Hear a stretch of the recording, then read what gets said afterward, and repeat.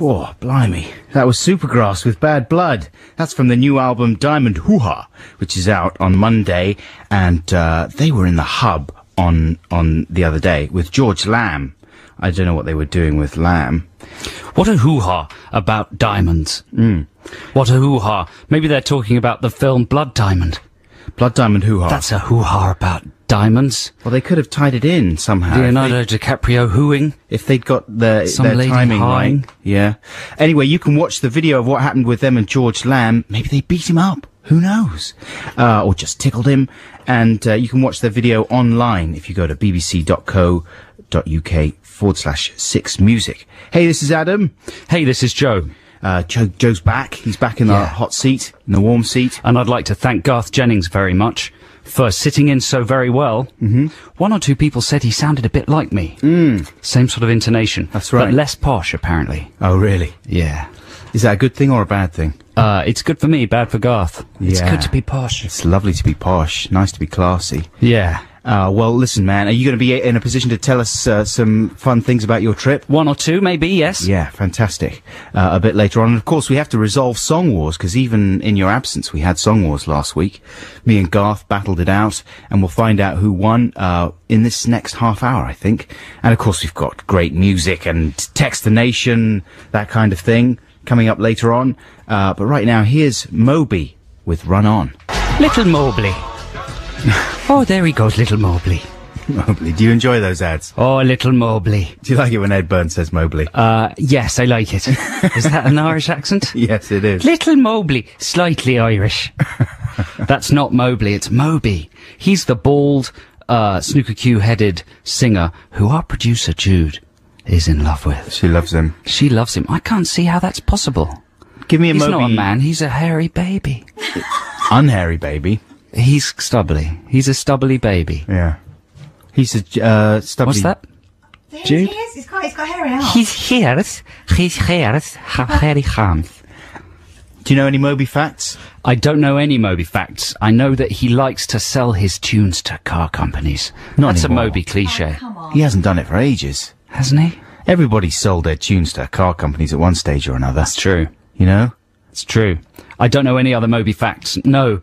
If someone approached us to sell one of our stupid songs to a car company from Song Wars, Oh, like a shot. like an absolute Like shot. a shot. Wouldn't hesitate. What about for a nuclear bomb, to Yes. advertise a Yes. nuclear bomb? Yes. Yeah. To play out of speakers on the nuclear bomb. Right. Just to make it extra miserable. As it fell. Which song would be good for that one? Any of them. Yeah. Have you, so did you listen to last week's show on, I did, on yes. Listen Again? So you heard the Song Wars, choices. That's right. Look, just in case any listeners didn't listen, I was away and Adam was co-presenting with Garth Jennings, the video directing genius man. And you had your own Song Wars. You had a song by Bad Dad. That's right. A sort of a rap. Long overdue. Yeah, I know. It's surprising that, you've been working creatively with your father for 10 years. Well, we both have. As have I, and he's never done the rap. I know, I couldn't, I don't think it's the rap, do you know what I mean? The one that we did, I think we could do a better one and a simpler one. Garth had his granny, Garth had his granny who singing. lives in Llanelli. That's right. And smokes, Golden Virginia. Wonderful, description there of her. That's all you need to know, really, to paint a mental picture. She loves smoking. And she was singing Elton John's I'm Still Standing, which meant that we couldn't include it in the podcast, of course, because it's copyright material. Giving your song an unfair advantage. Giving it a little bit of a nudge up there, yeah. So we'll find out what happened. I think maybe after this next song, don't you think? We'll resolve Song Wars. Yes. And now, did you choose this one, Joe? Did I? From Madness? I did, yeah. This is a late entry in the Madness canon. Is it not from their album Mad Not Mad? Oh, really? Their sort of bleak album. Yeah. With a black and white cover with them silhouetted on Primrose Hill. Yeah. It's when they weren't sort of scoring at the top of the charts so regularly stopped being anymore. nutty. Yeah, the nuttiness had gone off a bit. It was like their mature adult album. But it's a cover of the Scritti Politti track, The Sweetest Girl. Oh, there you go. I Yeah? Do you forgot remember it was, that track? Yes, yes. And it's one of those rare covers that's better than the original, possibly. Right. How are you feeling about Suggs managing to get Our House back in another commercial? Has he? Yeah. You know, anything that keeps Suggs in beer and fags is alright as far as I'm concerned. Exactly. This is Madness with Sweetest Girl. Is he saying, I'm loving it there? Yeah, he was auditioning for the McDonald's advert when he wrote that track originally. You can't say that phrase anymore, though, of course. That's copyright infringement now. He's saying the maddest group in all the world, how could they do this? How could they do that to us or something? Uh-huh.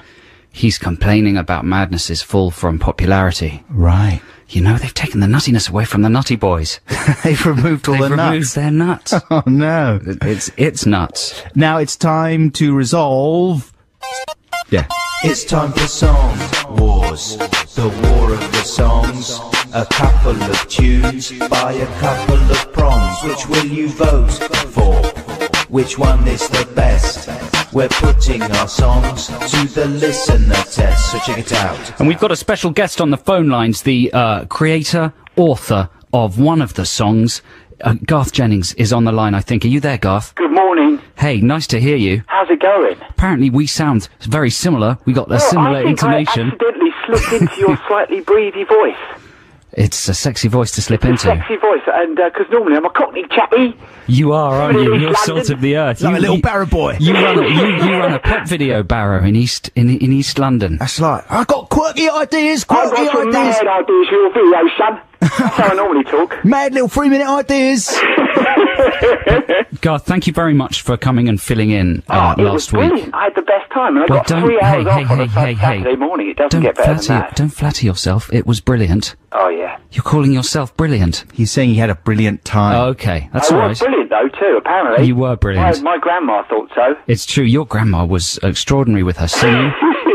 Would you just quickly like to remind the listeners of the song that your granny sang? Yeah. Are we allowed to play a bit of it? No, we don't do that, do we? We only play the winner. We Okay. only play the winner. That's the way it is. It's brutal on songs. Well, I do think, though, if I had to vote, if I was a guy on the street, I'd vote Bad Dad, even though I love what my grandma did. Well, it's not really fair, is it? Because Bad Dad was on the, even though many people may have forgotten, he was on the telly. No, but it's a cracking song. I think even if you've never met or seen Bad Dad before, you'd think that was the winner. Yeah, that's very nice of you. Do you really think that? I do. I mean, because my grandma's brilliant, but that's Just trying to get something some else. conflict He into gets this. a week away, gets a week off in La La Land. He comes back, he tries to stir it all I'm up. just trying to You stir. can't come between us, Ad. Drama is We're conflict. solid, baby. Thanks, I man. learnt that. Okay, I have the envelope. Do you want to announce these? I'd Joe? better announce it, otherwise Yeah, there might be some gibbery folkery. Here we go. Cornish has the envelope. He's opening it. Oh, look at that. It's not good for you, I'm afraid, Garth Jennings. Oh, dear. But that's okay, you've got a big feature film opening. True. Adam's got nothing. Nothing can touch me. Apart from this.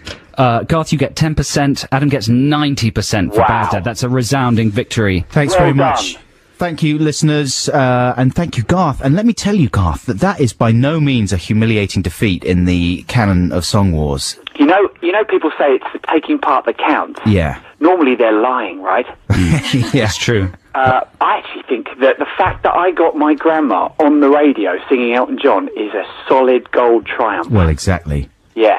And thank you so much once again for helping us out. And don't It's forget, my pleasure. don't forget, listeners, that Garth's film, Son of Rambo, is opening in 2 weeks now, isn't it? It's on April the 4th, and you have to go and see it, or I'll come round your house with me Cockney, mate. With your little ideas in your barrow. Come on with quality ideas and have ya. Throw quirky ideas at you.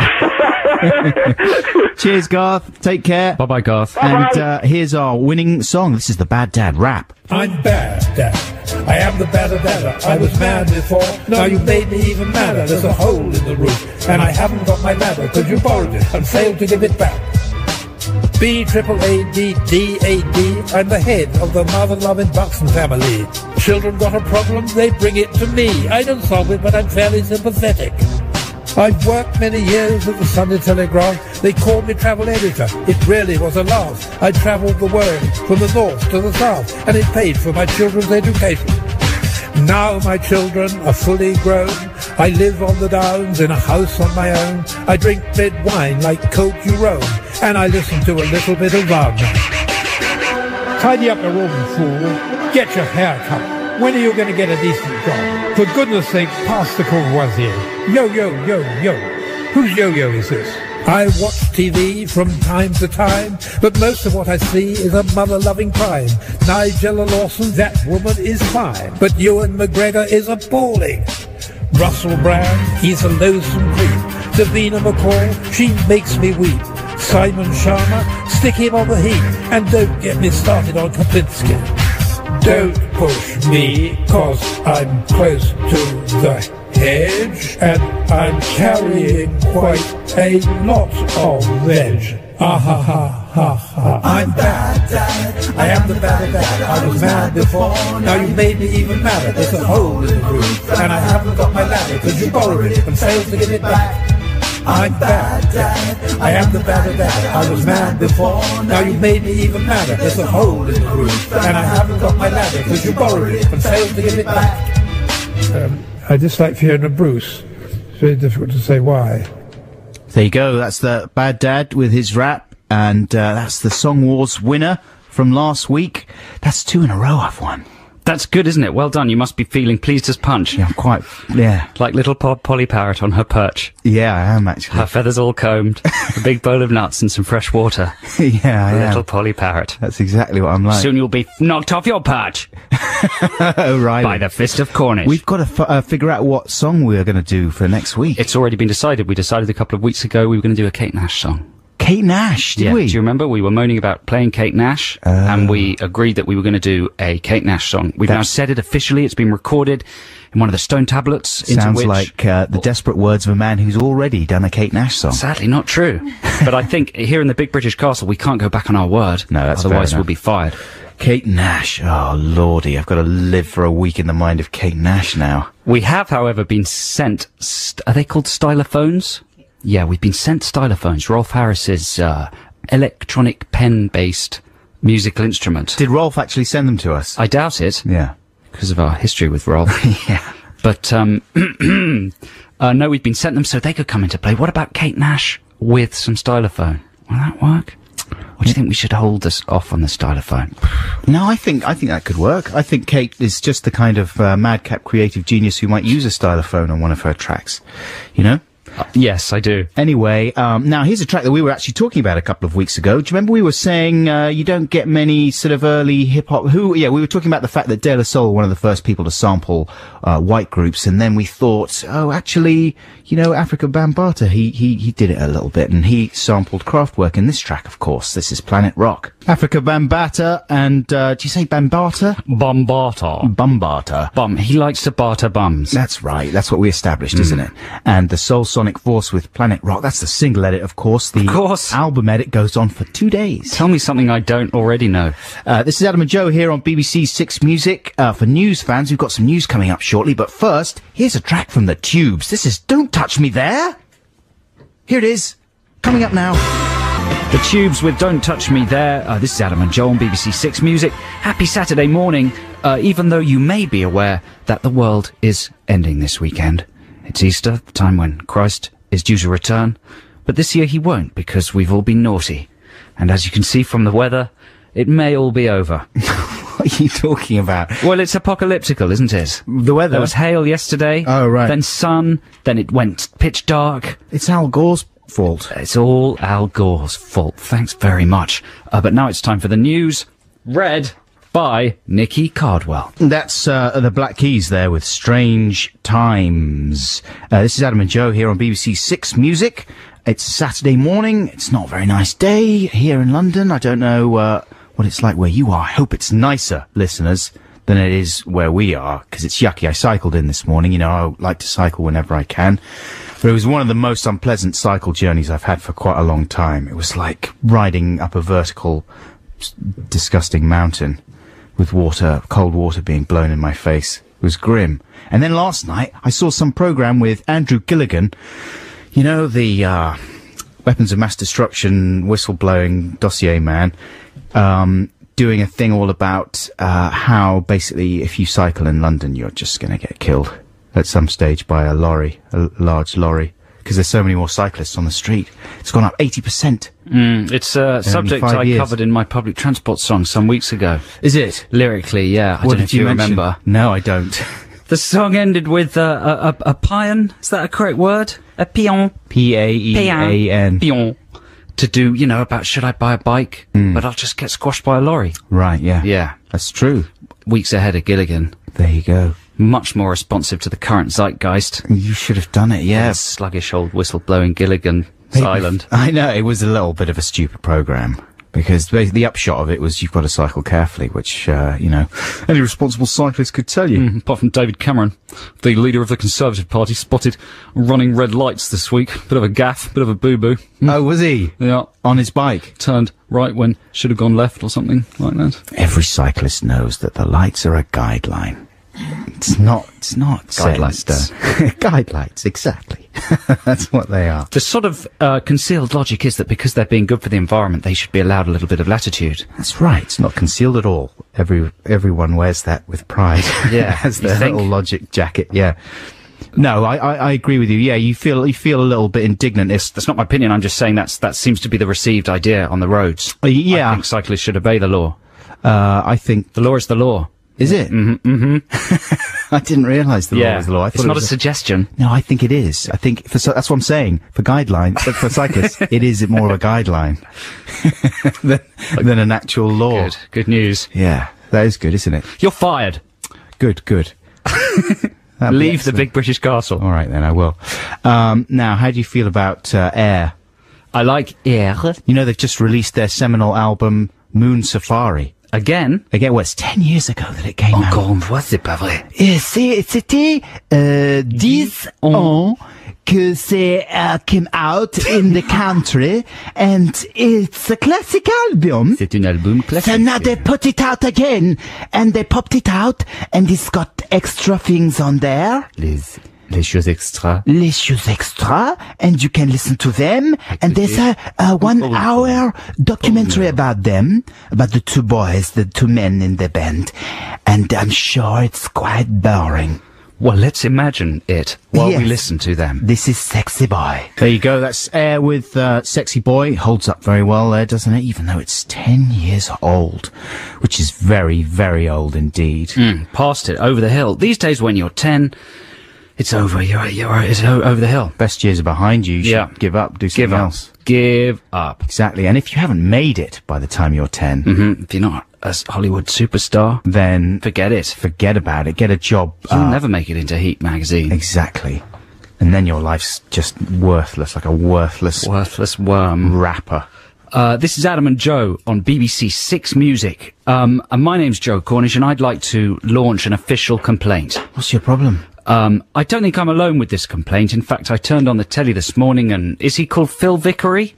The chef from daytime telly? Oh, yeah. Someone, either him or someone of his ilk, was on breakfast TV complaining about the same thing, just the general standard of Easter eggs. Oh, right. It's Easter weekend. Yeah. Easter eggs. If you go into a major supermarket, there are literally entire aisles, like walls of a fortress built of Easter eggs.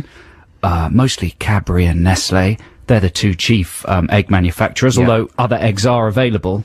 But they seem to have pretty much cornered the market in eggs. And what a delicious market it is, too. What a tasty, overpriced, overpackaged market it is. What?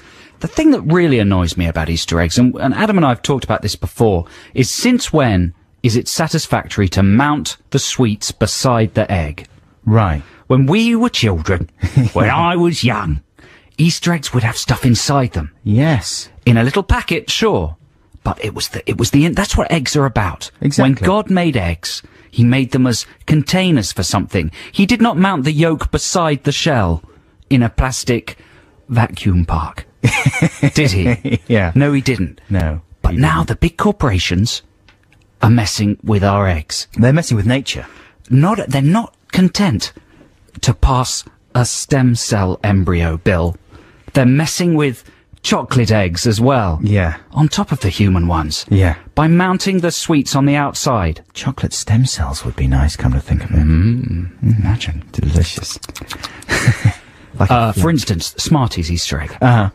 A hollow egg, 2 tubes of Smarties mounted beside it. It's a disgrace. Has there been recent legislation about this? Because, I mean, certainly, in my recent memory, the Buttons egg had, like, a little sachet of buttons inside it. Is that no longer the case? I can't be specific about eggs, but maybe some listeners can tell us. As far as I know, the vast majority of eggs now have the contents mounted beside them. I bet it's anti-terror legislation. Well, let's think what it could be. Anti-terror legislation, in case the terrorists are trying to put bombs in the eggs. Because they would do that. They would That's stop exactly at nothing. the sort of thing they do. An enterprising terrorist. That's devious. He would, the Easter egg would be top of his list. Infiltrate Cadbury's. Hey guys, I had a good idea. You know Easter What egg. nationality is that terrorist? He's from all over. He travels around. I've had a good idea. You know Easter eggs. We could put bombs in there. German. He's from all over the area. It doesn't take much to get into Cadbury's. No. Just a white coat, white hat, one of those white face masks. Right. Egg inspector. That's what you say as you go in. I'm inspecting your eggs. Egg inspector. And you're in. Yeah. Pop a bomb in. Bish bash bosh. That's it. Easter Sunday as well. You know, sensitive day. That is a sensitive day. You wouldn't want a bomb to go off on Easter Sunday. No, bad business. Yeah. Another reason could be that children these days don't understand the meaning of concealing things. You know, if they can't see the sweets, they don't believe they're there. Right. They have to be mounted beside in a presentational manner. Sort of goes against the idea of faith in itself, really, doesn't it? Absolutely. Yeah. Jesus would have wanted the sweets inside. Exactly. Have faith in the egg. And then sometimes he wouldn't have even put sweets inside. And when people complained, he would have said, hey. Sent them to hell. And sent them directly to hell. Do not pass go. Exactly. No, he would have said, listen, you've got to have a little bit of faith. Maybe the next egg might have some buttons in there. Yeah. Or some Smarties. And since when are you allowed to package eggs in plastic vacuum packs? Right, they used to be in cardboard, didn't they? Right. There used to be a lovely folded bit of cardboard with an egg-shaped hole that would sit diagonally in the box. Okay. And within it, the Easter egg would sit. And it would be fun to have a bit of your egg, then reconstruct it, see if you could make it whole again, wrap it in the tin foil again, and sort of puff the tin foil out so there was the illusion of having a whole egg. Put it back in the cardboard thing, put it in the correct position in the box. It's as if you've got a whole new Easter egg again. Right. Can't really do that anymore. So my plea to anybody who's associated with Easter egg manufacturings is just pull your fingers out. Ooh. Rewind. Put the sweets inside the egg. Make the whole package cardboard. And maybe even try some new idea, because I haven't seen any innovations recently in the supermarket shelves. I'm thinking, you know... Easter egg innovations. You could have so many movie tie-ins. I mean, they missed a trick when they released all the Alien films a few years back. They could have big chocolate Easter eggs there with... There could have been a Passion of the Christ Easter egg. aliens in there. Just full of jam. What? Strawberry jam. That's a really nice Story. idea. That's Like a great the film. You know, Mel, I'm sure, would have been on that. He would have been on He was that. probably stopped, He would have luckily, had it full of liqueurs. at the last minute.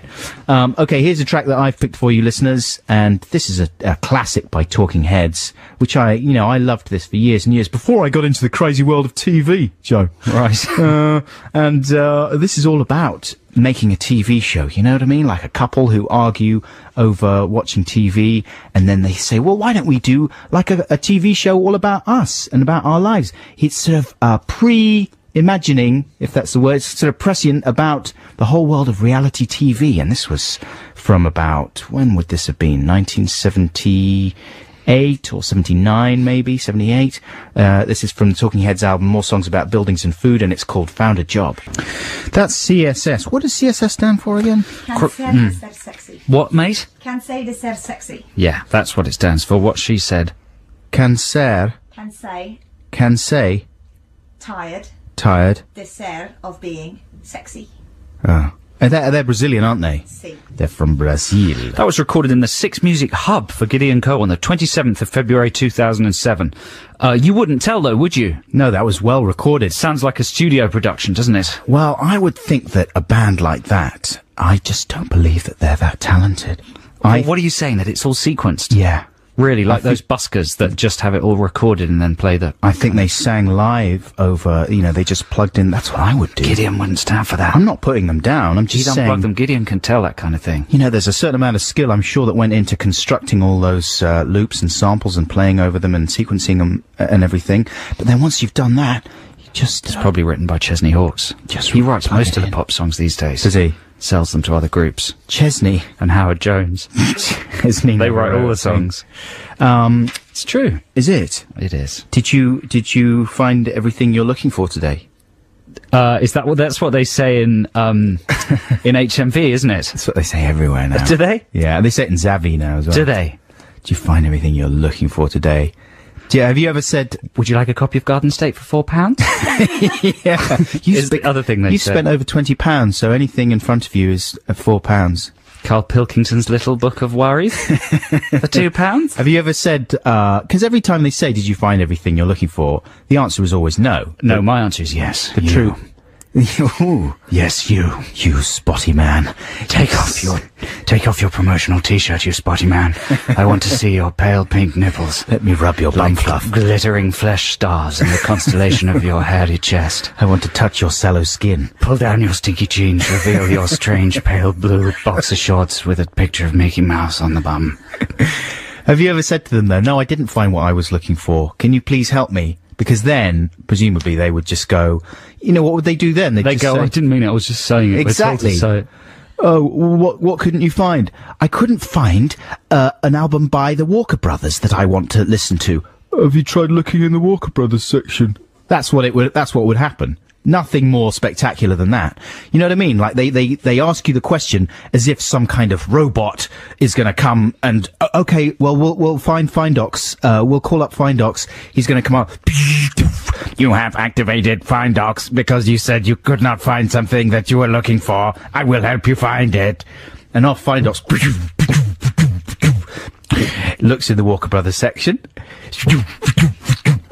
No, we haven't got it.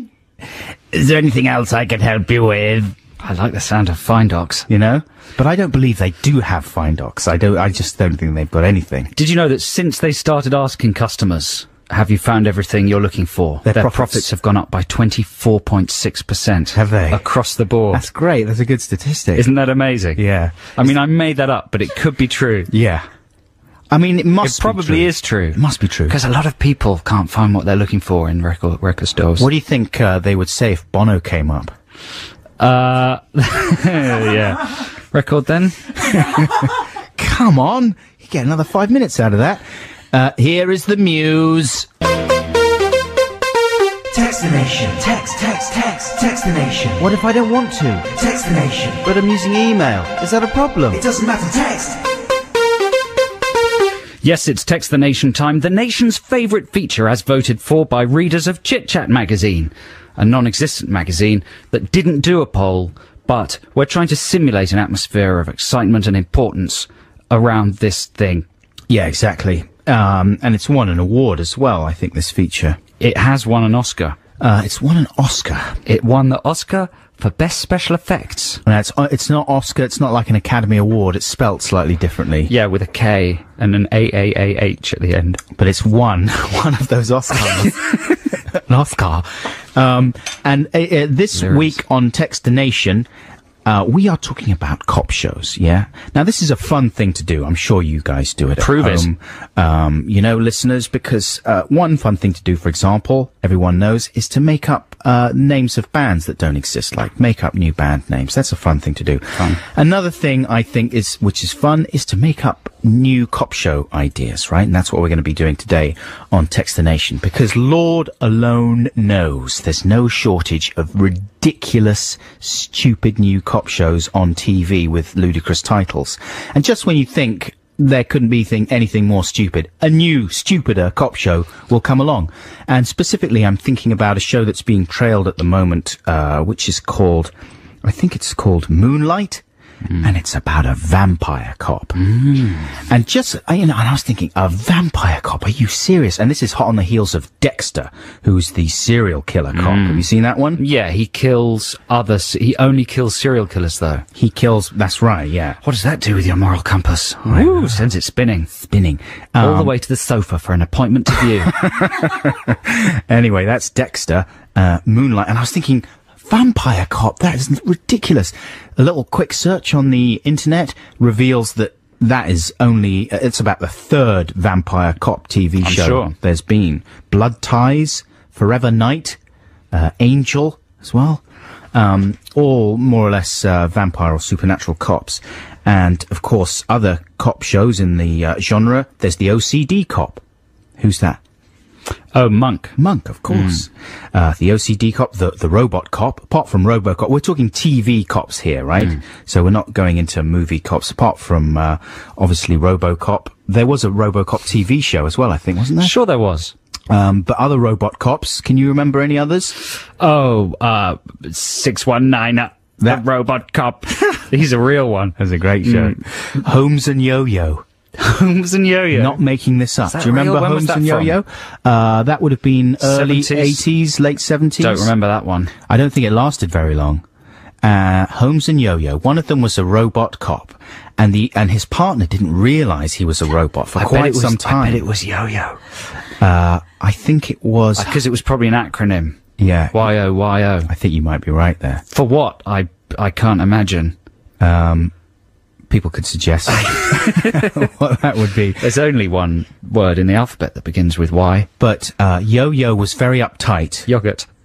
And Yo-Yo was very uptight as a cop, you know what I mean? And it turned out that the reason was because he was a robot. Anyway, other let's see. Of course, there's the gardening detectives. Rosemary and Thyme. Rosemary and Thyme, yeah. So we want you guys out there, you folks, our friends, our listener friends, to suggest new ideas for cop shows, crazy new ways. There's a lot of money in it. If Absolutely. you can work out the correct cop show formula and you send it to the Big British Castle, if it's good, and it only needs to be one line, it could fit in a text. If it's good, you'll be commissioned instantly. Yeah. Within weeks, it'll be on air. That's a guarantee. That's a guarantee. And if it's not the Big British Castle... This is not a guarantee. Then ITV 1 or 2 or 3 or 4 will take it, or more 4. Well, a lot of these cop shows, 5. a lot of these cop shows are showing on all kinds of strange little digital channels. You know what I mean? So there's all sorts of places you could get your new ridiculous cop show. So we want a one-word, one-sentence synopsis of the cop show plus a pithy title. Have you got any ideas there, Joe? I've got lots, but why don't I? What I'd like to do is pitch them to you. Right. As if you're a commissioning editor. Yeah. But maybe we should have a bit of music first. Okay.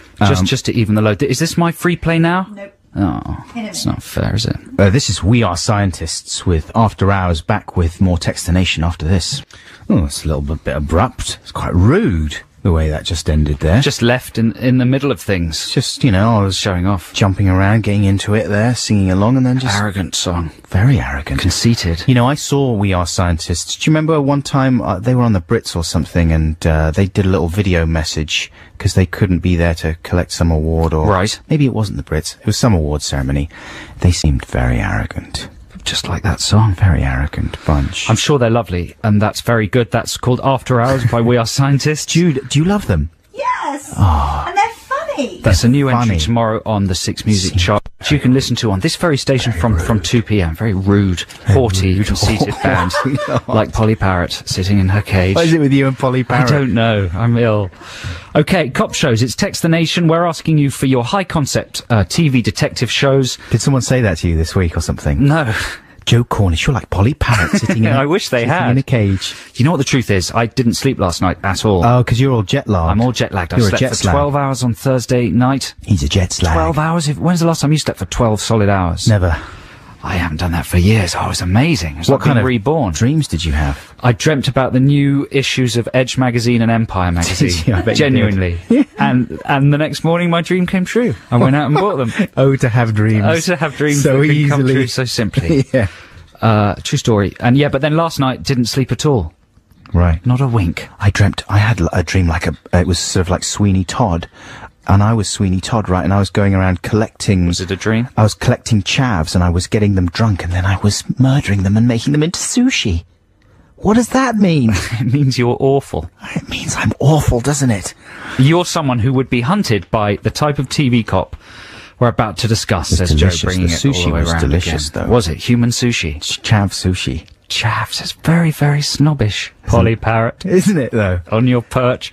So, here are some ideas I'm going to pitch now to Adam for new high-concept cop shows. Are you ready? I am. Okay, I'm going to get through them quite quickly. Sky Cops! Exclamation mark. 2 skydiving cops patrol the sky for baddies who are attempting to escape from planes by skydiving. Whenever they get near the ground, they just arc their bodies and zoom upwards again in search of more crime. That's good. Can skydivers do that? They always do that on telly. They can do it if they're still in the air. They can't. Yeah. They can't go back up again. Can't they? Because they do that in James Bond films. Skydivers on telly and film seem to be able to go up and down willy-nilly. They don't actually go up. What they do is they stop dropping quite so fast, so it appears that they're going up. I'm not sure about that. I'm pretty sure about In my that. show, they can go up. No, there's gravity. Okay, well, so you don't want that one. I've got some doubts about There's that lots one. of these. Speak faster. You can try another one. The Siamese Detective. Siamese twins, good cop, bad cop, disguises. I like it. Yeah? Yes, you can have that one. That's commission. Is that a commission? That Roller starts cops. next week. Roller cops. In the 70s, roller skates. Seems a little No, bit self-consciously obvious. kitsch, yeah. The Fluey Detective. Passes colds onto suspects, tracks who they associate with by who else sneezes. I really like that one. Yeah? Yeah. The Fluey Detective. I really like it. Is that a commission? Because everyone gets flu. How about this one? Sergeant Wiggle. Detective finds himself body swapped with a worm. Very slow investigation of garden-based murders. Communicates by forming letters and numbers with his body, a bit like in The Diving Bell and the Butterfly. Series 2, he gets cut in half. The other half becomes his sidekick. That's nice. Sergeant Wiggle. I think that would be good for children as well. Sergeant Possibly Wiggle. for children. Yeah. What sort of crimes, though? Oh, Just leaving things out. yes, exactly. Pesticides, that kind of thing. Bumper See? car cops. Pesticides. So is Sergeant Wiggle a goer? Yes, that's been commissioned. Bumper car cops. They patrol fun fairs and enforce bumper car rules. Many car chase sequences which always last exactly 4 minutes. I don't think you need to call it bumper car cops. I think just bumper cops. Bumper cops. I like it. That's why you're in the job you're in as a commissioning editor. I get paid a lot of money. Okay, another one? Yes, I've commissioned that one as well. Bumper I'm doing well. I've got 4. I'm going to put bumper cops on Wednesday nights. It'll Actually, do no, very I'm well going to there. put it on Thursdays instead of Mitchell and Webb. Really? Yeah, even though I like Mitchell and Webb, but I'm going to put bumper cops on first. CROPS. It's an acronym. Yeah. CROPS. Farm Police. Nice. Central Rural Operational Police Service. Combine Harvester Chase. Fistfight in Pigsty, etc. Very good. CROPS. Crops, and you can have a bit like Witness. You can have a lot of denouement in silos. Silos, lots of being driven by grain. Grain silos. I One love more? Grain silos. Is CROPS a goer? I'm commissioning crops. One yes. more. Nightsticks. This is what? This is teenage cops. It's like Skins, but with the police. Nightsticks, aka On the Beat. Yeah, Okay, because they're dancing. yeah. Teenage cop trainees sleep with each other and take drugs a lot, like Skins. Nightsticks. Nightsticks. I like it, and they can have those glow sticks. You know. Yeah, they could. It's mainly, relating to their willies. Oh, okay. Nightsticks. Yes. Who calls their willy their nightstick? Young policeman. Okay, Is that a commission? Yes, I've commissioned that one I've as got well. about 5 commissions there. You've got a heavy raft of commissions. There's more. Congratulations. Well, let's hear some more, because I've got a few as well that I'd like to pitch to you. Let's hear some more after this track, which you've chosen for us. Yeah, this is one I've played before. One of our favourite musicians in the world, Adam and I, is a man whose language we don't understand and whose name we can't pronounce without constantly getting complaints every time we pronounce it. It's spelled E-U-R-O-S, Childs. I pronounce it Eidos. Eiros, Euros, Euros. I don't think even he knows how to say it. I would put an A, capital A, and then R-O-S. Eidos. If you're listening in Wales, please tell us how to pronounce his name correctly, and please also tell us what the title and lyrics of this song mean.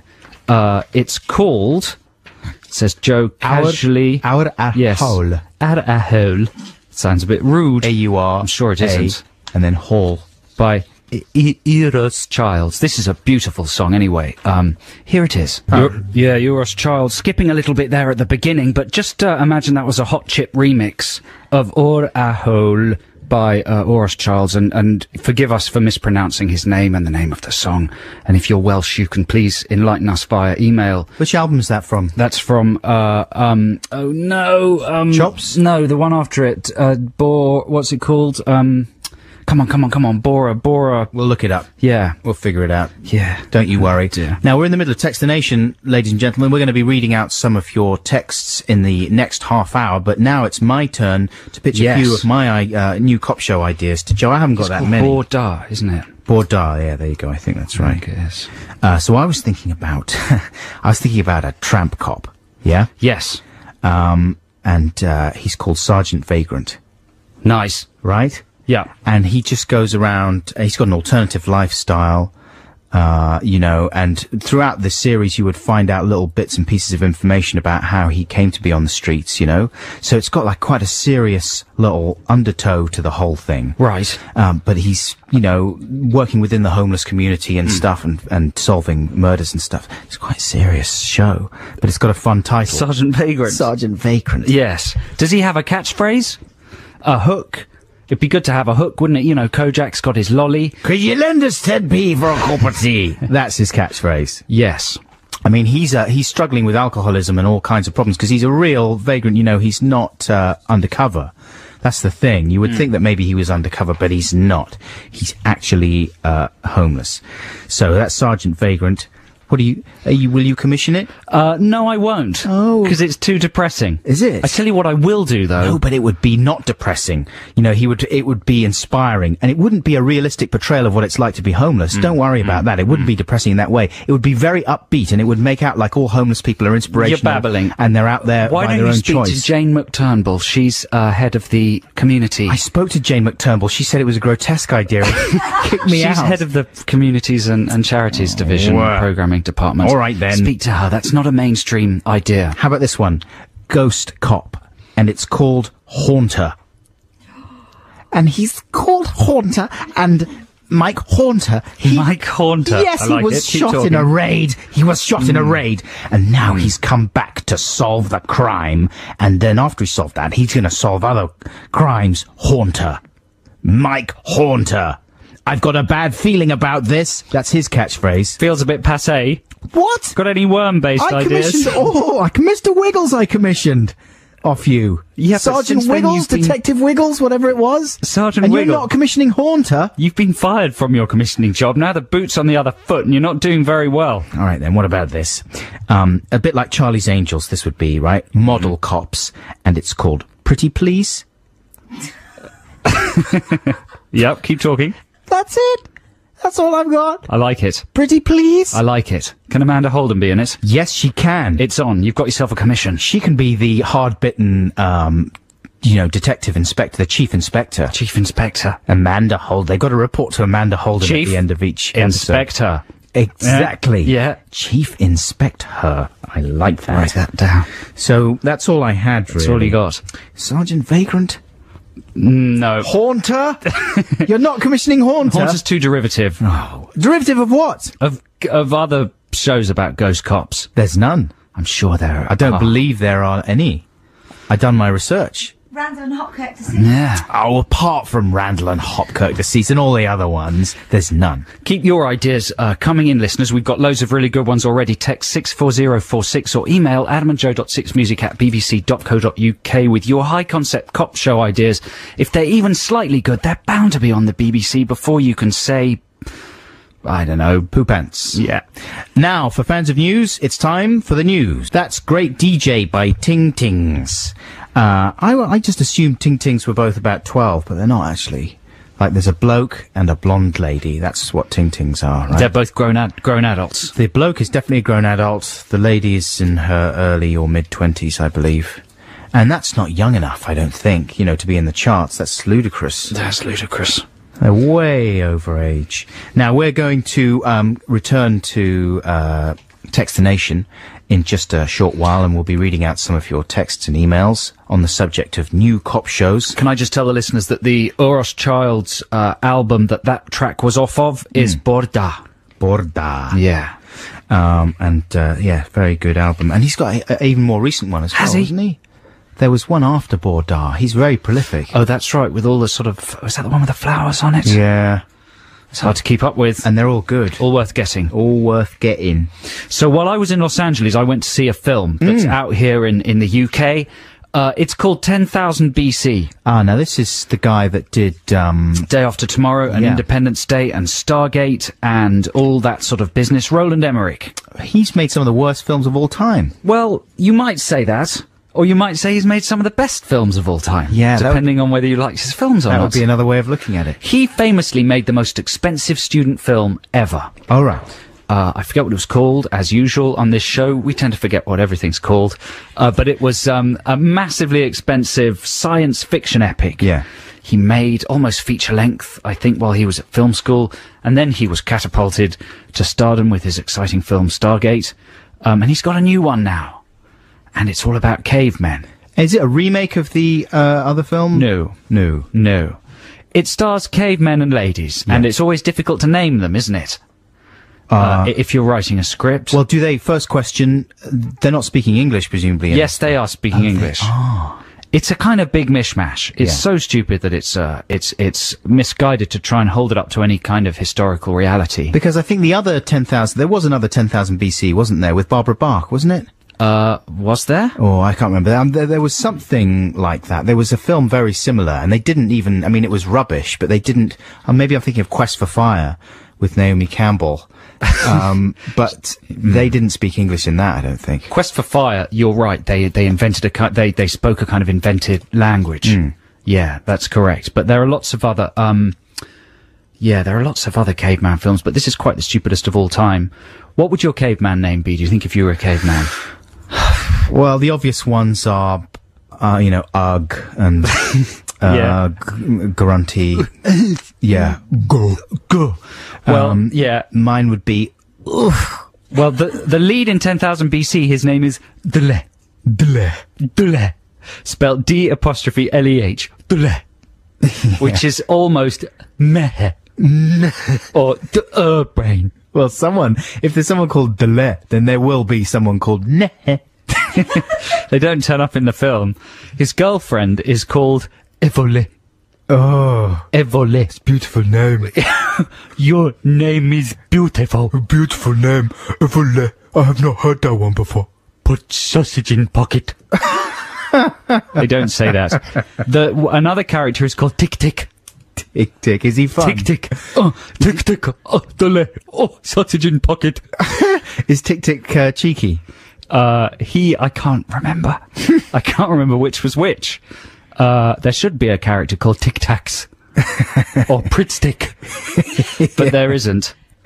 And the baddie's just called Warlord.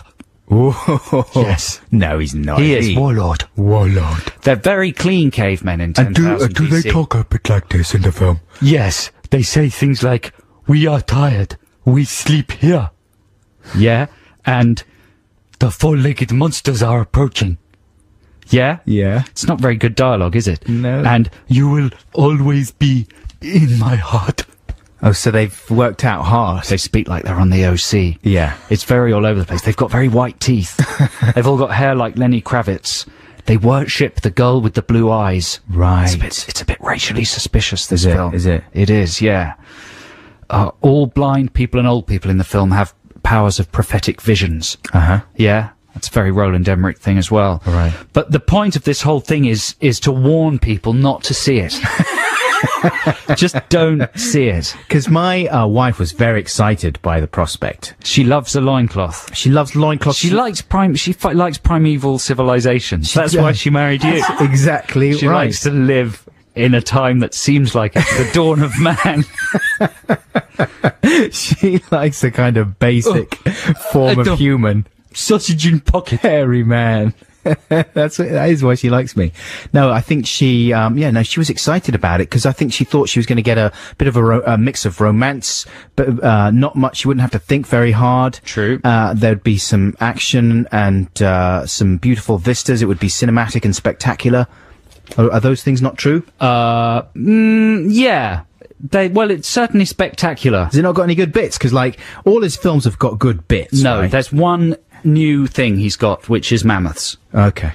Mammoth stampedes. Mammoths helping you build the pyramids. Right. It all going tits up on the pyramids and the mammoths stampeding. That's it. It's awful. Mammoths? Don't watch it. No, I wasn't high on Don't my help list. them. No. You know? Exactly. How much did it cost? 10,000 BC.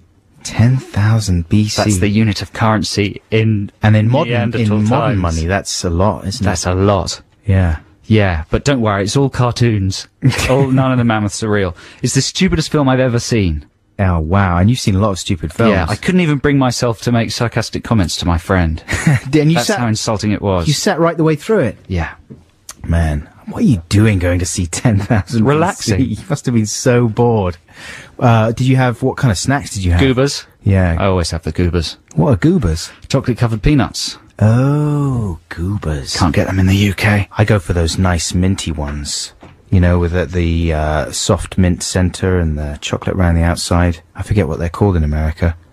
Mints. I'll remember. Now, here's Adam and the Ants. This is an old one, isn't it? Car trouble. Text the nation. Text the nation. What if I don't want to? Text the nation. But I'm using email. Is that a problem? It doesn't matter, text.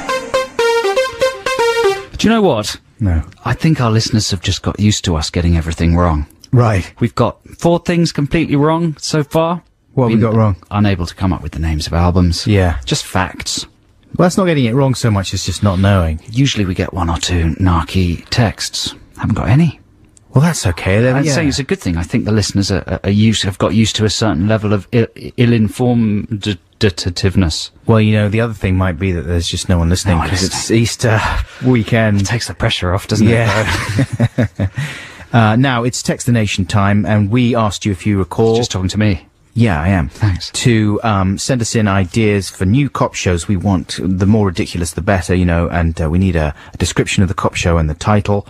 I suggested Sergeant Vagrant, and a bucket of cold scorn was poured all over it. Pawned. It was porn. Actually, I was thinking there's got to be some kind of porn cop as well, you know? Yeah, but it wouldn't be suitable for this programme, would it? Not really. Saturday morning. You could have fun with all the titles, though.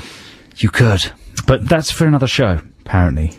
Here's one that's come in from Akira in Grimsby. Mm-hmm. Okay, this is just a very punny one to kick us off. Yes. My idea for a cop show is a Spanish cop who is also a Hollywood director. He arrests very bad men and then makes millions from his own movie adaptations of their crimes. We all know you can make an extra 50% profit by sticking a based on real events line on a poster. The show is called Francis Ford Cop Hola. Yeah? Yeah, you don't pronounce the H, of course. Coppola. That's all you need. That's true. Coppola. So it works perfectly. Yeah, this is from Cheryl and Clive. That's a good one, Akira. A cop show idea. A postman and a fireman who are undercover cops sort through mail looking for bombs. It would be called Post-Fire. Post-fire? Postman, fireman, bombs in letters, post-fire, post-fire, post-fire. What does post-fire mean, though? It's just an exciting amalgam of words. Right. Post-fire. Post-fire. Come on. No? No. That's pretty All right. good. Pete in Edinburgh. Binmen cops. The show is called Taking the Trash Out. Yeah? Or just taking out the trash. Taking out the trash. Yeah. Okay, ready for another one? Oh, that was it. That's just a hard, fast, you know, it's a quick pitch. I like that one, though. That's good. You could go through all the rubbish for clues and stuff. Exactly. There's all sorts of things. And they look nice, you know. Bin men. Martin in Timperley has a copper who solves crimes whilst constantly fiddling with his music player, iPlod. Pretty good. That's good, man. Here's an anonymous one. Keep Off the Grass is the name of the show. It's a show about a cop who is not only a grass, but also a gardener and an illicit drug smoker. Well, wasn't Andrew Collins' cop show a little bit like that? Grass, you know? Was that a cop show? I think it had elements. Oh, I don't think it... Possibly. wasn't. Here's one of my favourites. It's anonymous again, but it's brilliant. A one-eyed private eye, bringing justice to the mean streets of mythical Greece. Private One Eye. Klops. Klops. Yeah. It could even be PSI Klops. I think that would be good. Psychic Cyclopses. Cyclops. Cyclops. I like that That's one. very good, isn't it? You could get Ray Harryhausen. Is he still alive? Yes, he is. He just moves a little gently. Yeah. Takes ages to get him moving. But that's good. That's good, isn't it? Cyclops is brilliant. And someone else suggested, actually, when I was talking about Sergeant Vagrant, of course, a better name for the homeless cop show would be Hobocop. That's true. That would be a better name. You know? What about this from Chef John Twitcher? A birdwatching detective who spots crimes through his binoculars in areas of outstanding natural beauty and aviaries. That's perfect for the BBC. Twitcher. Yeah, you could have Oddie in a sort of minor supporting role as the chief, maybe. Yeah.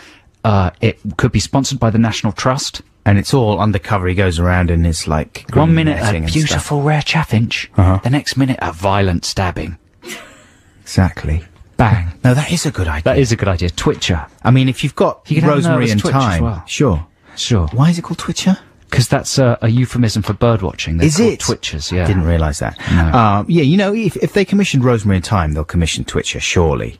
Bird watching, because that would be I nice. think it's and a shoo-in. That would be nice, because there's two types of show. There's a sort of evening cop show that's a little bit violent and dark. Maybe the vampire, the Dexter type thing would fit into that evening. And they're category. sort of family murders. Exactly, and then there's afternoon shows like the one with Dick Van Dyke, where Killings for the where kids. he's it's a little bit like Quincy, you know, and he's a pathologist or something. Interfering old ladies, like that. sort of thing. That's right. Yeah. And it's a good place for actors to get some work as well. You know, everyone Yeah. does those shows every now and again. It keeps actors alive. Dave G suggests a show called Little Wonder. A cop gets shot and is somehow sent back in time to 1997, where they have to deal with a foul-mouthed commander whilst being followed by a David Bowie lookalike, trying to fob a drum and bass project, all to a classic Britpop soundtrack. Well, that's practically Life on Mars, isn't it? But with Bowie in it. But with Bowie in it, good to actually get. But I mean, because Life on Mars, of course, and Ashes to Ashes, they're inspired by Bowie tracks. I like this idea of thematically. actually getting Bowie to play a cop, though. Mark in Wigan's got a Yeah. similar idea. Retired pop superstar sings the hits and catches the bad guys.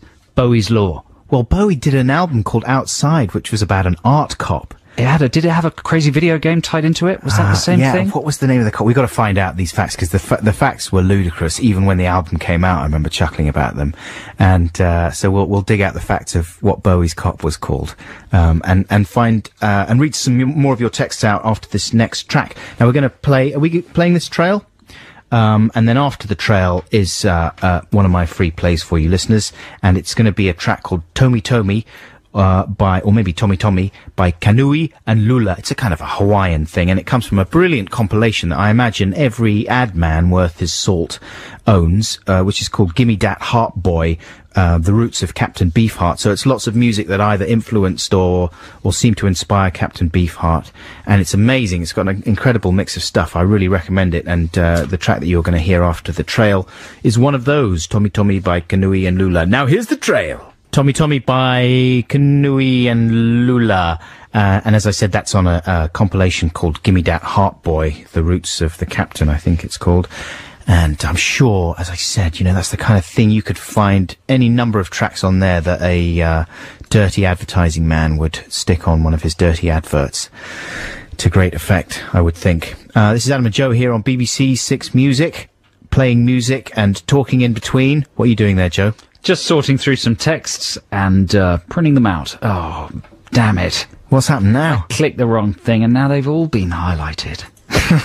Dear, It's oh just not dear. my day. I'm going to have to select them all again, God. We were talking about Bowie there just before the track. And his album Outside was a concept album which came out in 96, 95.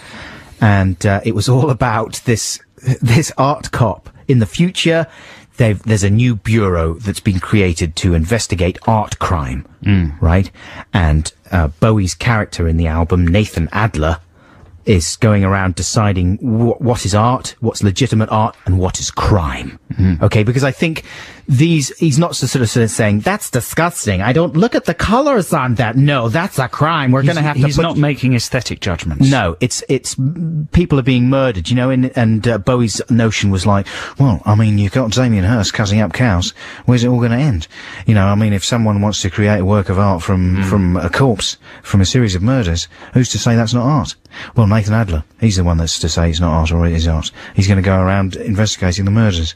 And that was the whole concept behind the album. It was a very dark album. Do you remember we listened to it right the way through as an experiment? Did we? Yeah, when we were doing the pilot for our TV show years and years ago. Crikey. And it was not an enjoyable experience, really, listening to it. But, because it was really dark, you know? You'd think that something about art crime might be a little light-hearted. But no, that was not the case. I think Bowie should definitely star in a cop drama. Yeah. Bowie's Law, I think, is the way to go. Suggested by a listener. It's very simple. Yeah. You know, him front and centre.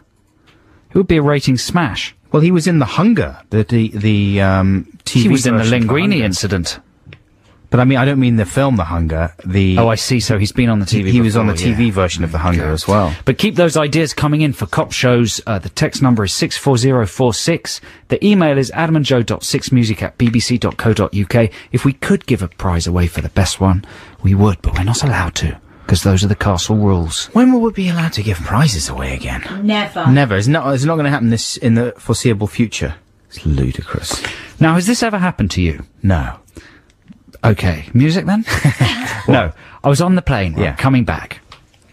And did you ever just take, like, random dislikes to people for no apparent reason at all? Just sort of fixate on a complete stranger and decide that you loathe them? What kind of person would do that? He was a man on the plane, and he had a cold. Yeah. And he was coughing, and he wasn't covering his mouth. Well, if you're in a Really confined- loudly. Yeah, those kind of irrational dislikes really take hold when you're in a confined space. Absolutely. Not only was he coughing, but then he was sniffing. Literally like that. Every 35 to 40 seconds. Like that. Oh dear. Okay, so that was the beginning. All the I germs don't like that man. circulating around the cabin. Then I noticed his socks. They were black with pink flowers on them. And one of them was inside out. This was a man in his mid-40s. Yeah. Black socks, pink flowers, one of them the wrong way around. Poor bloke. Fun-loving, black, pink sock-wearing I took man. such a disliking to him. I was in a bad mood He's anyway. got a cold. I thought, I'm going to stand up, I'm going to tell you to cover your mouth. I'm going to say something like, didn't your mother teach you to cover your mouth when you cough? You can get arrested for that on planes nowadays. So I started staring at him. Oh, no. He saw me looking at him, and I think he thought I liked him. Right. Because he started staring back, and he smiled. So I smiled. Because what can you do? He smiled. I went, I smiled. And now you're married. I think he fancied me. Yeah.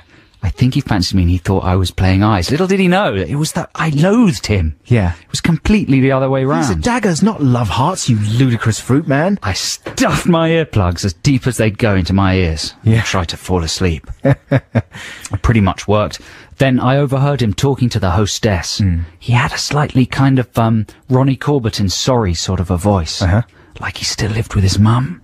Like he was slightly pathetic. Right, kind of talking a little bit Slightly like... needy, yes, Exactly. That's absolutely terrific. But do you have any more peanuts at all? Could I have another little bowl of peanuts? Would that be possible? That sort of voice. I started hating him so much. Yeah. I had to breathe very deeply and control my anger. But you know what? By the end of the flight, You loved him. I loved him. Good. Well, that's a nice, happy ending. Did his condition improve towards the end of the flight there at all? No. Sniffing? No, When- he was still coughing. 12 hours worth of coughing. Nobody else was complaining, though. There were people sitting right beside him. They weren't having a He problem. really wasn't coughing into a No. handkerchief or anything? No. That's no good, is it? Disgusting. That is disgusting. The They used air to- in those planes just goes round and round and round. I mean, that's a myth, by the way. That's a myth. But they used to make public information films about that very thing. Did they? Covering your mouth? Yes, cover your mouth when you sneeze or you cough. For goodness sake, that's basic etiquette. And people have forgotten that I'd kind make of it thing. against the law. On the Well, spot fines. You should. For spitting and coughing. But it's difficult, isn't it, without making it a big confrontational deal. Excuse me, would you mind covering your mouth? There's no good way of saying that without it becoming a thing, is there? It's like the whole litter thing, when you see people littering. You know, every bone in your body wants to go over and say, hey, come on, pick that up. But there's no way of saying that without being a prat man. But of course, that's not the right thing. You just have to go ahead and dare to be a prat for the sake of everybody's health and everybody's well-being. It was Right? the socks that really got me, though. The socks were the big problem. They were pathetic. Oh dear. Now this is a band called The Who. Is this the actual Who? No, it's not. We're going to play Idlewild. Oh, Idlewild. Okay, this is Idlewild then, with Love Steals Us from Loneliness even. Hello. Oh, Oops. that's good, man. That's brilliant. That's All Right by Jim Noir. His album, Welcome Commander Jameson, is out shortly. You know, we were talking the other week about the Chaosilator. Yeah. The new machine, what I got. For people who don't listen regularly, it's a special sort of touch-controlled effects generator. It's everything from the old Korg synthesizers all put into one Right. handy little thing. Oh. It's all the rage. Yeah. And I've been noticing its use in some pop tracks. Uh-huh. There's a single by Estelle featuring Kanye West called American Boy, that's currently riding high in the charts, it's got the Chaosilator all over it. Right. And it's quite nice to hear a song that's kind of ruling the world using a little bit of kit that doesn't cost very much that anybody can use. Is it, well, they might be using a more upmarket version. I don't think they are. Because there was a Chaos Pad that's been around for a long time. Mm-hmm. No, I'm pretty sure it's the Chaosilator they're using. You can kind of tell because it's the thing that makes it good is also the thing that makes it tricky is that it's got this touchpad to play on. Well, that's like the Chaos Pad. You can never, I think it's exactly the same model. Right. It's in the same series as the Chaos Pad. And you can't really tell what noise it's going to make because you can't figure out, you know, where the key is, where you're touching it. Must be quite annoying as well, though, isn't it? So you tend to just do rhythmic presses of one note. Yeah. It's exactly what they're doing on the Estelle single. Ah. It's not the sort of song that would probably be on the Six Music playlist. It's too mainstream. And it's a bit too... Well, we play sort of Duffy and stuff like that, hip-hoppy. don't we? So... Maybe it'll pop on. It's very good. It's really good. It's very funky. And is the Chaosilator is an Chaosilator. actual object, right? It's not a piece of software. No, it's an object. Oh. Handy. I repeat, if you put Chaosilator into YouTube, you'll see all sorts of cool films of people using their Chaosilators. And it's Chaos with a K. Yeah, with a K. Yeah. Yeah, it's a different kind of chaos Yeah. than the one with the C. Groovy chaos. Yeah, cool chaos. Sexy chaos. Modern chaos. Oh. Now, speaking of which, I think we should more or less start wrapping up text. Really? Yeah. But there's so many. Have we got loads? I've hardly got through them all. Well, let's hear a few then. Come on. Okay, here we go. Carrigan and Bungle. Renegade Irish-American cop tackles youth crime with a gay bear. Carrigan and Bungle. Carrigan and Bungle. That's a good title. It really is rolls very off the good. tongue. It scans. It's poetically legitimate. That sounds like one of your made-up name titles. Carrigan and Bungle. Renegade Irish-American cop. Youth crime. Gay bear. I like Yes it. or no, Commissioner? Yes. Yes. Carrigan and Bungle. Kids, maybe CBBC? Simon Amstel to produce. Great.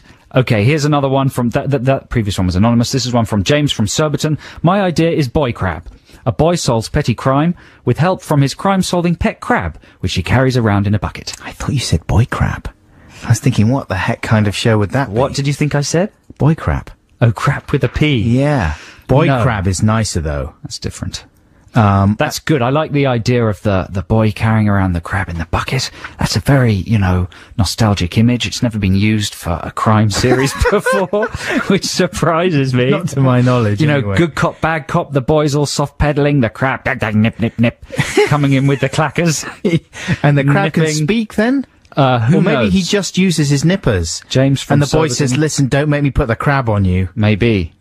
Maybe. Nip, nip, nip. It's like sort of waterboarding, Yeah. isn't it? Put the bucket over someone's head, the crab's in there. I'd say it's worse than water. It's worse than waterboarding. They wouldn't let crabs in Guantanamo. No. Because they'd say, that's going too far. That's too far. Patrick in Streatham offers Elephant and Castle. Brackets deceased. The ghosts of Roy Castle and an elephant solve crimes in South London. Well, that's insane. I'm not commissioning No, that. that's good. It's good. There's something good about it. I'm not going to deny Imagine, that. You flicking through the channels, you saw the ghosts of Roy Castle and an elephant It'll happen. making Listen, their way through South London. give it 10 years and I will commission it. All Chris right? in Tooting offers the following text. Helicopters. Enough said. Yeah. That's a good one, Chris. Okay, Matt suggests Cops. C-O-P-S-E. Cops. Based at a police station in a big wood. Sample episodes. Logjam. Moss Thieves. Woodpecker Blues. He's got it all worked out. He's got it all figured out, Matt. You commissioning that? Cops. Yes, I am. Again, Yes. that's a good afternoon show. Wall-to-wall cop shows on Buxton's BBC. It's already. How much worse can it get? Pete in Cambridge, Judge Fudge. A West Country barrister who rides around Somerset on a penny farthing solving confectionery-based crimes whilst chewing on fudge and toffee. He always carries a toffee hammer which doubles as his gavel when sentencing the sweetie thieves at the end of each episode. There's lots of judge fun that you can pitch. have. Judge Fudge. Judgmental would be another one about an unstable judge. Prefer Judge Fudge. Well, that's Imagine the a. tie in Fudge. You could have the Happy Mondays song as the theme music. Steve in Longman. No, Steve Longman suggests Inspector Moose. Investigates corruption in the world of high-class hairdressing. Okay. I was thinking maybe something dessert based, and you could Second series? every week he could work in a new recipe, like a different type of mousse. Commission for that one? No, I'm not going to commission Inspector Moose. I am commissioning Cops. Well, I'm drawing the line at Inspector Moose. Should we have some more after? Let's have some more music just to clear the I air. think we should have it. We're going to have this trail, Jude. I love this Or is the trail. trail gone now? We can do it. I'd love to hear, because I love trails. Because they're short, they're pithy. You know, is this one, what's in this one, do you know? It's about a Genesis documentary. Oh, no. Genesis documentary. Well, I think it sounds very good. sounds Please fun. activate Sounds like it. a lot of fun. Let's hear. You'll be listening to that, won't you? Sure, I will. Yeah, definitely. 1972. I mean, they're one of those bands that, you know, get dismissed out of hand because they had such a By radical reinvention Just then. after Gabriel left. Gabriel left. You know, they became this very mainstream. Genesis are a very important band that mean Thing. a huge amount to a lot of people. That's I mean, true. people are passionate about Genesis. They really are. And you've just peed them all off I know. I'm frightened now. in one fell swoop. Actually, I'm not that frightened because they're all so old. They wouldn't be able to hurt me. All the fans. I'm joking. Now, here's a track by the lovely Teenage Fan Club, and it's called It's All In My Mind. This is from their most recent album, I think. And I don't know how big a hit the album was, but it certainly deserved to be a big one. And this is the first track on there. It's really enjoyable and mellow. Hey, just a mellow, yeah, just chill for a little bit. It's All In My Mind by Teenage Fan Club. That's lovely. The Fannies. From the album Man Made, I think that was their last Frightful album. thing to say. It's a nice thing to say. That was called It's All In My Mind. You're listening to Adam and Joe here on BBC Six Music, and right now... Text the nation. Text the nation. What if I don't want to? Text the nation. But I'm using email. Is that a problem? It doesn't matter, text. I always forget how the words of the jingle, so I say, right now, thinking that it's going to say, it's time for song, you know what I mean? But then I get it wrong. So I say, right now, text the nation. I think people are used to forgetting things wrongness. No, they think this show is slick, man. Do they? They think it's very slick. Then they're living in a world of constant upset and disappointment. That's true, isn't it? Thanks to everybody who's sent in their ideas for cop shows. Together we're going to change the face of BBC One, the nation's channel. We've The commissioned... channel that unifies the country. Yeah. The channel that covers Unifies the major world. sporting events. Because the BBC, I was watching a thing with Michael Palin in the Himalayas, and he had a little audience with the Dalai people Lama. love the BBC all over the world. The Dalai Lama was saying to Michael Palin, I recognize your face from the BBC. I watch He watches the BBC. but let's not every forget day." that the Dalai Lama is evil. Is he? He is, What's he yes. done wrong now? He's a very bad man, according to the Chinese government. Has he been- Stirring up all sorts of naughty riots. Yeah, there's everybody thinking that he's the most wonderful, peaceful man in the world. Yeah. But no, the Chinese government have revealed him to be the sod that he is. A dirty... A nasty terrorist Stirrer. man. That's according Now, to the of Chinese course, government. we are here at the Big British Cultural, so we must offer both sides of the coin. Dalai Lama, naughty or nice? You decide. We offer you the choice. It's out of our hands. Take the Chinese government's side or the same side. Who goes? If you have to save one, is it going to be Palin or the Dalai Lama? If it was up to the BBC, I think it would be Palin. We were talking about the power of the BBC anyway, and the fact that we're going to help them become even more powerful with a tranche. Is that a word? A tranche? Well, a tranche. A tranche is just a slice. Right. Well, You know? that's what this is. A slice. A A smorgasbord. smorgasbord. Yeah. A lot. A hoopla? No. What? A brickbat? No.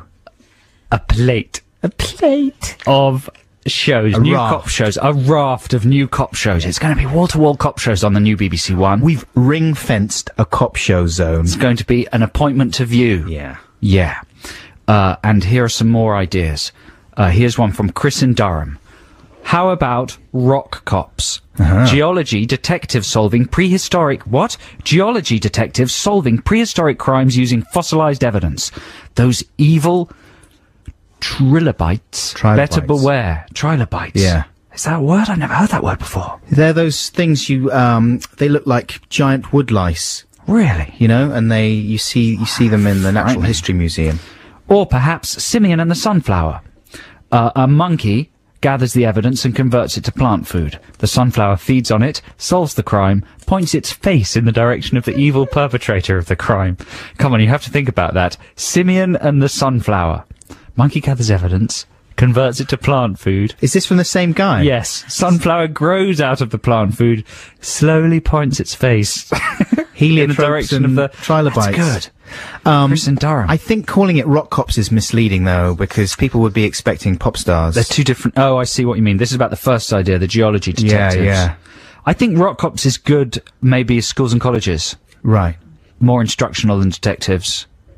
Yes. But Simeon and the Sunflower, I think, is really strong. Well, surely there's got to be something with... Let's start it off on BBC Three. Tony- Don't put anything on there. No. Lily Allen and Friends. Oh, they will put Your anything show? on. Yeah. Anything will go on I haven't there. put my show on yet. You see?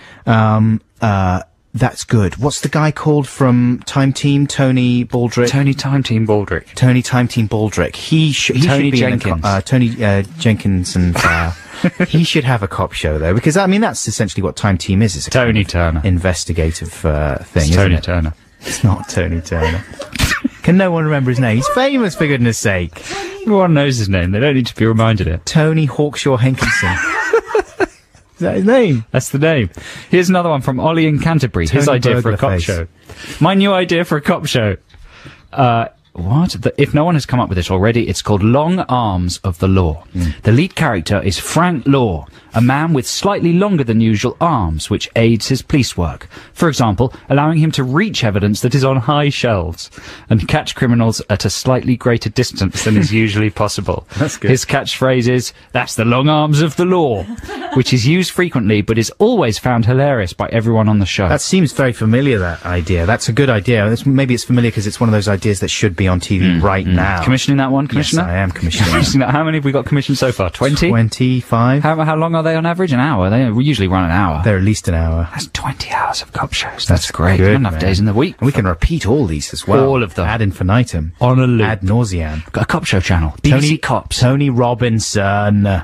Although I think you should consider Tony Hawkshaw Hedgemaster. That's the fun. name. Hedge. John Greenfield has this idea. In a nightmarish future dystopia where humans have been trapped in slavery by the New World Order, only an ostrich can save the world. That's just silly, isn't it? What's that called? Doesn't have a name. Doesn't even have a name. It's just, you read out his little screed of nonsense. I thought it was very How evocative. come that one didn't It get was filtered evocative. out? Let's see. Nightmarish dystopia. What the heck are you doing?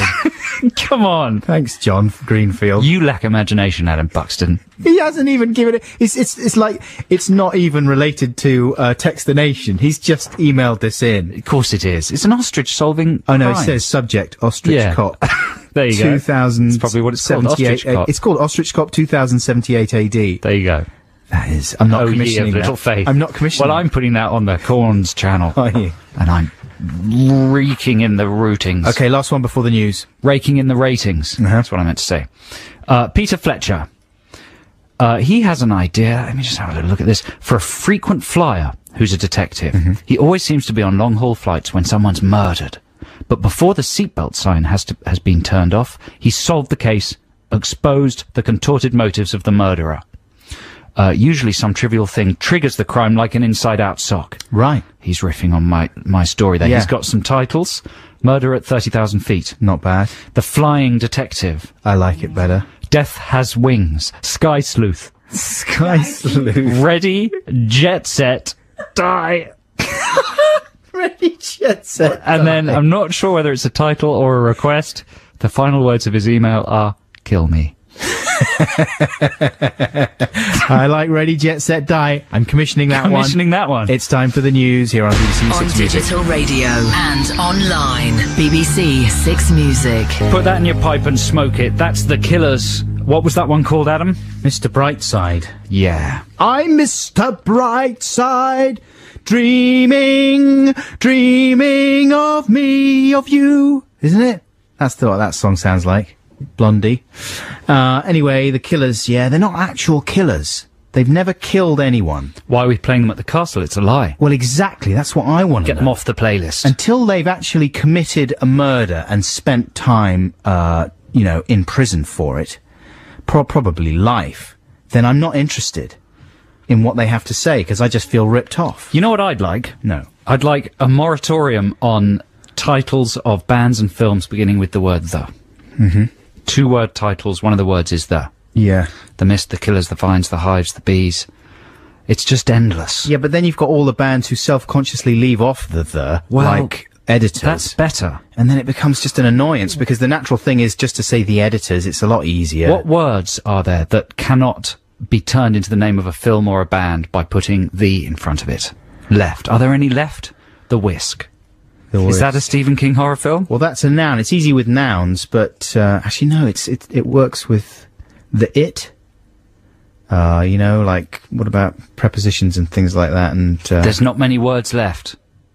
The under. The magazines? I mean, there's some that would be ungainly, you know. I mean, there's a band called Magazine already, obviously. But, yeah, not many. Not many. That's the thing. What have you got against it, though? It's fun. It's just very samey. Yeah. It just makes them all sound the same, feel the same, you know?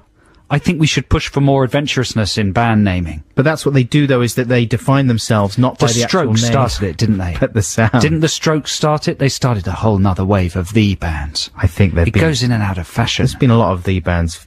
Absolutely, but I'm saying that they started a new sort of cycle. Oh, right. Yes, well, because in the 90s there were a lot of just one word bands. Yeah. Blur, Ride. It's a sort of utilitarian impulse, isn't it, amongst composers, you know, just to make themselves kind of functional. Uh-huh. Well, Matt Johnson should have had the last word with the. He should, shouldn't he? But, I mean, the was always a horrible name for a band, though. Come on. Good band, though. Great band. Horrible name. Listen, man, I was watching the television last night. Have you ever seen that? Why? Have you ever seen it? It's rubbish. It's really rubbish. But it's very bright. And dazzling and sort of hypnotising. Exactly. And I found that if I had the television on, I was able to do all sorts of things because there was light coming out of it and I could see in the room, right? So I was able to find things that I'd been looking for ages. It was great. And then while it was on also, I started watching what was actually on there. Silly idea. And it was the Biography Channel, one of my favourite channels. You're a big fan of Main Street. I like Main Street. Also known as Sky Arts, I think. Doesn't Sky Arts turn into Main Street? Never quite sure. Anyway, Biography Channel, love it. They had a thing about the Brat Pack on there last night. I'm loving it.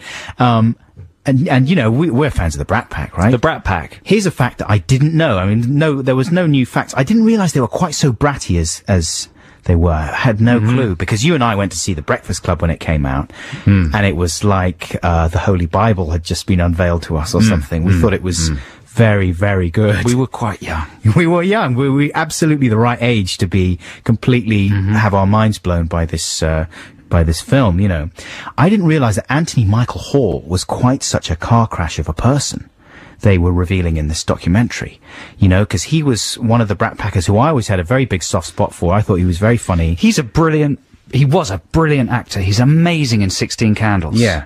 Amazing. And he went off the rails in quite a big way, loved to drink booze, and was very haughty and arrogant. And after making quite a few bad film choices and having his career go on the skids a little bit after his initial flush of success, he was cast as Sergeant Joker, the main part in Full Metal Jacket.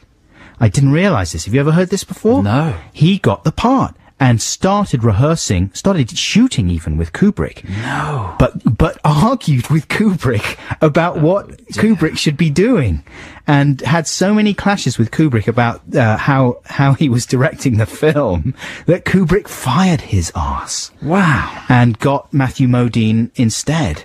And poor old Anthony Michael Hall's career never recovered, really. He's in something on telly at the moment, isn't he? Yeah, I mean, I think, in fact, he's in some sort of terrible cop show, isn't he?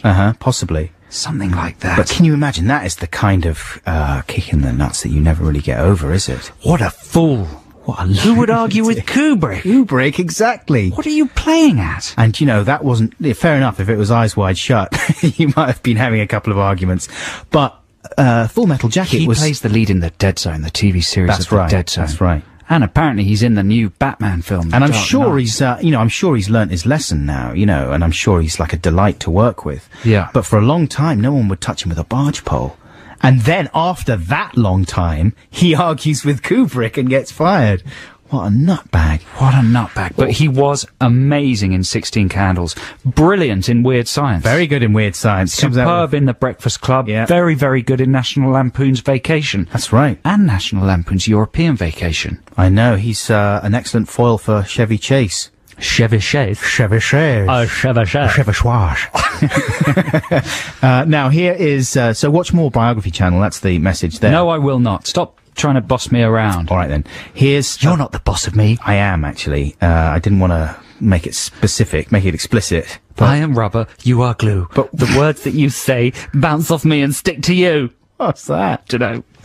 Okay, here's the last of the Shadow Puppets now. Do you know about them, Joe? No. This is Alex Turner from the Arctic Monkeys. I've had enough. This is his side project with the guy from Simian Mobile. The Rascals, not Simian Mobile Disco. Why am I thinking them? He produced it. Oh, okay, there you go. And this is The Age of Understatement. So this is good stuff. Check it out. So there you go. That's the last of the Shadow Puppets. So if you're a Shadow Puppets fan... That's it. That's the last hurrah. That's your lot. The big goodbye. That's The Age of Understatement. When's that album out then? Yeah. Mayish. May. That's ages away. It's exciting, though. We can all get really excited about that. How long is Turner... You know, because no one stays perfect forever. How long has Alex Turner got in? I think he's going to be a stayer. I think he's going to be around for a long, long time. I mean, I agree with you because he's clearly prodigiously Very talented, as are the rest of the band. Yeah. Let's not put the lead singer on a pedestal just because he's the lead singer. Well, and he writes all the songs. And he writes all the songs. Let's not put him on a pedestal because of that. No. Let's pay a bit of attention to the drummer. Well, you know what? The drummer is extraordinary. When I saw them... What was I saying? Last year, he is a little powerhouse man. He's incredible. They are a fantastic band. I'm talking about the Monkeys there, but Last of the Shadow Puppets sound pretty amazing too. I had another couple of cop shows that I never pitched to you. Oh, go on then. Was this wrong, Jude? Oh, go for it. Blenders. Blenders? With an L. Yeah. Blenders. You know the advert for tax credit where the man has painted his body in such a way that he blends into the background? Yes. Okay, there are a bunch of cops that do that. But Blenders. this is the twist, right, commissioning editor? Right. At the beginning of the scene, they're not in the space which they're going to blend into. So it's just a bunch of people chatting. One of them, half of their body's painted red, with half a letterbox on it.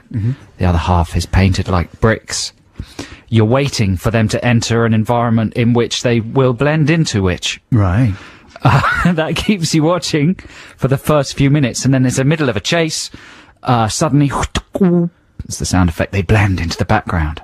Do the sound effect again? Boom. Oh. So we could work on that. Yeah. There's one that's, for instance, painted like the side of a lorry. For instance, that's his name. For instance, Joshua, for instance, he's running down the motorway. Yes. They're really fast. And look at that, he's blending into the side of the lorry. So he can run as fast as a lorry as well? No, he's glued to the side. Whomp, glued to the side. Yeah. Yeah? And it's called Blenders. Blenders. I'm not commissioning Blenders. Why not? No, it doesn't appeal to me on any level. Your station is rotten. I'm not commissioning. I tell you what, BBC4 you can do it for. Okay. Okay? All right. Here's another good one. Yeah. This is just a way of recycling old cop shows. That's a good idea. You get an old cop show, say Miami Vice. Right. Play it at double the speed. Call it the new Keystone Cops. Yes. It's like old silent movies, you know, speeded up cops. It's a good idea. But now it's in colour with Don Johnson and the other black. And you could have, instead of sort of Harold Faltermeyer. Yeah? Yeah, I like that. That's good. I'm not commissioning it, though. Why not? I just don't like it. You know when I said I liked it? Yeah. I wasn't telling you the truth. TV's so tough these days. I'm sorry about that, but I'm not... Listen, I've commissioned 25 other programs off you. It's not enough. All right? Just because I'm not commissioning Blenders. And what was the title of the other one, the Keystone Cops I want to one? be like Princess Productions, who make every single programme on Channel 4. Really? I haven't noticed. They make them all. I don't watch Channel 4 anymore. I only watch BBC 4 because I'm of a certain age. And also I've got a very big brain. That's true, isn't it? Yeah, so I only watch things like that. And I watch Dave as well. Do you? Well, there goes the brain thing. So I can watch QI. Now, here's a track I've selected for you, listeners. This is from the Richard D. James album by Aphex Twin, and it sort of speaks for itself. Can I just point out that my free play CD broke? Did it? Otherwise, I'd be playing you some much better tracks than this. Oh, you can't get better than this one, though. But we've had to hold off until next week. I mean, I don't think there's a human being in the world, old or young, who could dislike this. This is Fingerbib. Ah, it's lovely. That's lovely. great. Aphex Twin. Yeah, Fingerbib from the Richard D. James album. It's got a grotesque cover of him scowling at you weirdly. I saw a film the other day. What's the film with Viggo Mortensen, directed by David Cronenberg? Eastern Promises. Eastern Promises, yeah. Very enjoyable. Have you seen that? Yeah. Boy, it's brutally violent though, isn't it? It is brutally violent. Because you forget that Cronenberg's background is in horror when he applies himself to a different genre, you know, and then the horror training pops out at unexpected moments. Which is his gentle moment? History of Violence was pretty violent. Yeah, but it's couched in sort of fairly dramatic, you know, normal, regular. He's always about the body. Yeah. The body is a sort of parasite. But there's some wicked violence in that. There's a very good knife fight. Yeah. Oh, a brilliant knife fight, nude knife fight with Viggo's Julies flopping around everywhere. It's fantastic. Yeah. But there's a moment in that film, if you've seen it, where it's a scene in a kind of private club with all these Russian gangsters, and a bloke comes and starts sort of playing the violin. He's like a folky musician man. Typical Russian gangster behaviour. Exactly. But he looks exactly like Richard James, Aphex Twin. He's got really long hair and a creepy little beard, and he's sort of slightly ginger. You should check it out if you haven't seen that film. It's time for us to go. We're going to play one more track, and Liz Kershaw will be with you shortly. Thank you very much indeed for texting and emailing Yeah, us today. we've got loads of texts, and every one of them was a winner. Sorry if we didn't get to read yours out, but thank you very much for all the emails as well. We'll be back with you this time next week, 9 a.m. till noon on Saturdays on Six Music. Don't forget the podcast, which will be available tomorrow evening, Sunday evening, and of course you can listen again to this show in its entirety with music and everything at any point during this week. So take care, have a wonderful week, and a happy Easter. Yeah, bye-bye. Bye.